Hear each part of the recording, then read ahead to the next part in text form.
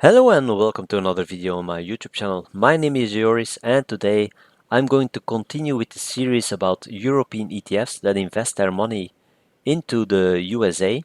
And in this third part, I'm going to talk about 3 ETFs that invest their money into the Nasdaq 100 and 1 ETF that follows the Islamic rules for investing into the US stock market. So, the European ETFs that invest into the USA and pay a dividend. Paying a dividend is crucial. In my YouTube channel, I try to talk only about dividend paying ETFs and stocks, so that's really important that you know that. Accumulating ETFs, I'm not going to name in these series that I'm making. And so, part 1, you can go and watch that video. It's about 5 ETFs that invest their money towards the S&P 500. In part 2, I talked about 6 ETFs that invest their money towards companies that have quality dividends, so good payout ratio, or already paying out a lot of years their dividends and are considered to be dividend aristocrats. In this part, as I said, I'm going to talk about 4 ETFs for the Nasdaq 100, 3 and one that is obeying the Islamic rules. And then the final part that I'm going to tackle later this week is going to be part 4 about ETFs that pay out a higher dividend yield. And 2 of the ETFs I will have already mentioned, and one of them I will mention today, and one of them I mentioned in the first video. And it's XYLF, and here it's going to be QYLD. So here are the rules that you can pause the video and read them through, so you can understand better what is on the next slides that I'm going to talk about. So with that being said, I can go to the first ETF, and it's the EQQQ, and it's one from Invesco, and it has the ticker symbol again in its name, so it's really important. EQQQ Nasdaq 100 UCITS ETF. On the London Stock Exchange, you also have the EQQU. So yeah, it's a bit confusing. When you look up EQQU, you will find the Invesco EQQQ, but I'm going to stop naming the name except for in the overview. But the total expense ratio is 0.30%. The stock is noted in US dollar on the SIX stock exchange, and it has a quite high price, 420.15 US dollar. There are 101 holdings into it, so Nasdaq 100, but one more. But it was the same for the S&P 500. There we had 503 the most of the times. Only the one from Vanguard had 499 holdings compared to the 500 from the S&P 500. There is almost 5.5 billion invested into this ETF, so Invesco there has a quite nice ETF going on for them. It's a fully replicated type, and the past year it went up almost 35%. Then with the bad year of 2022 included, of course, the past 3 years it's only up 26.62%. And I say only, but it's not only, of course. It's a great performance for 3 years.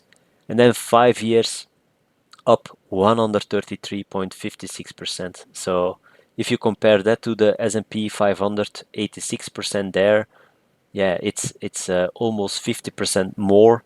So it's incredible what the Nasdaq 100 performed. And yeah, it's a technology hype that is going on the past 10 years. So it's incredible how everything is going up there and keeps going up. and the valuations, the PE ratios are swinging out the roofs, or how do you say it? It's really incredible. PE ratios of above 40, 50, 60, even 70. It's incredible.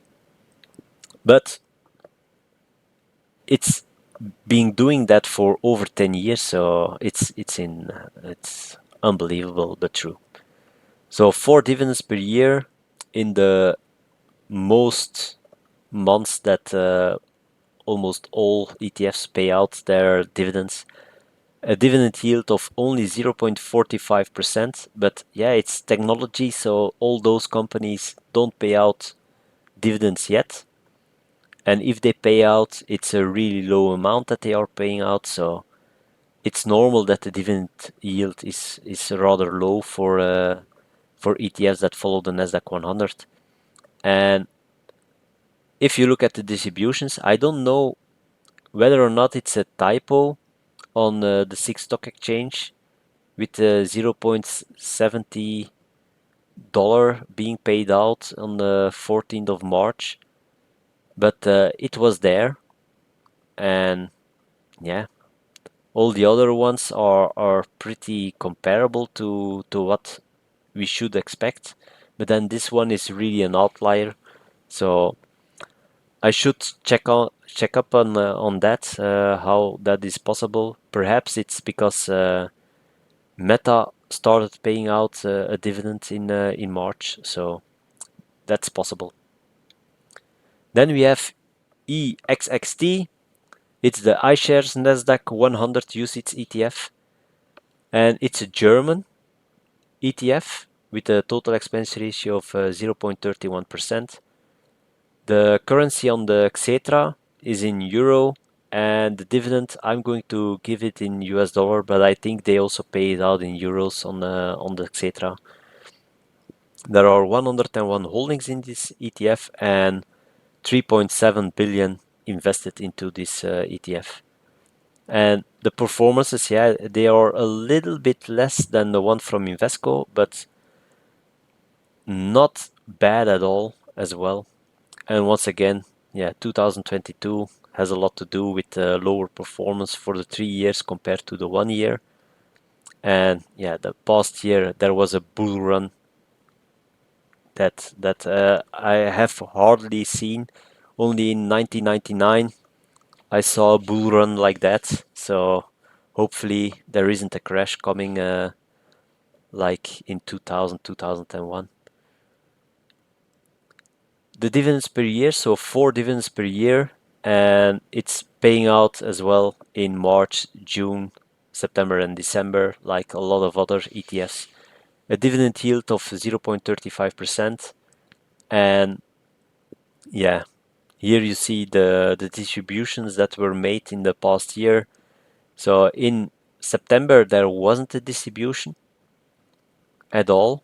So I think here they paid out a double amount, and that's why they didn't pay out here in September, and then it normalizes again here in March. So we have to follow it up in the coming months how it's going to evolve, the dividends, because it's pretty strange that it's not that even distributed in America. Then we have QYLD, the covered call ETF from Global X. So total expense ratio of 0.45%. The SIX currency that it's noted in is Swiss francs, and it's currently 14.83 Swiss francs. It holds 100 stocks, and it sells, of course, covered calls on those stocks. Not all. They do a selection, so it's more or less actively managed, this ETF. There is already 89 million invested into this ETF, so it's going up, and it keeps going up, the amount that is invested in this ETF. And I think that helps the ETF as well, because then they can really buy the 100 holdings and write more covered calls and choose more between the stocks. The XYLF has more difficulties because there the amount that they have invested into it is lower, and yeah, then you can't buy all the 500 companies, of course, and you have to choose, and then you have to choose between those to write a covered calls. So the replication type swap, I put it between parentheses, and if you noticed, I did the same in the first part of this series for the XYLF. So it's not really correct that it's a swap.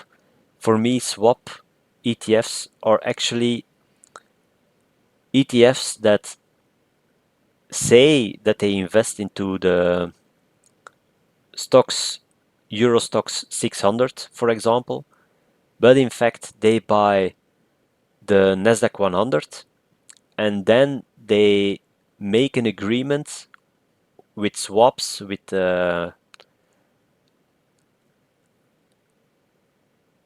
derivatives with another bank, which guarantees them the return of the thing that they say they invest into. And I really don't like that. Here in this case, you invest into the Nasdaq 100 and indeed your money is going toward the Nasdaq 100. In the other case, in the swap ETFs, the real swap ETFs, in the name it says Eurostock 600, but in fact your money is going towards stocks of the Nasdaq 100 or the S&P 500, and you only get the return of the Eurostock 600. And I really hate that kind of ETFs.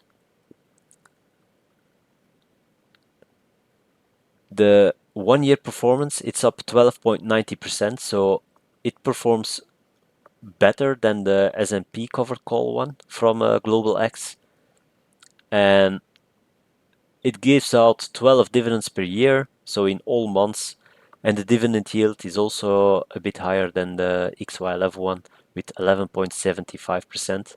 So okay, most of its performance comes from the dividend yield, but if you want higher income, more cash flow, this is of course not a bad thing.